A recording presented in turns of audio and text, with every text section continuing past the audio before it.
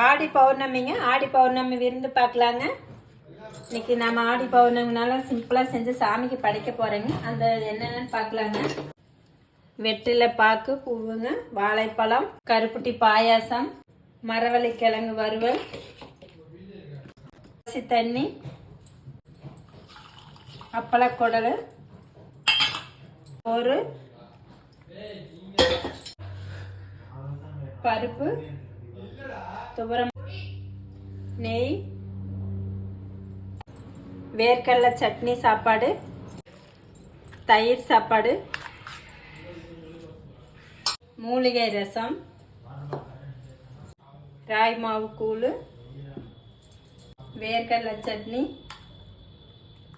எல்லாம் ரெடியாக இருக்குது. வாங்க சாமிக்கு படைச்சிட்டு நம்ம சாப்பிடலாம்.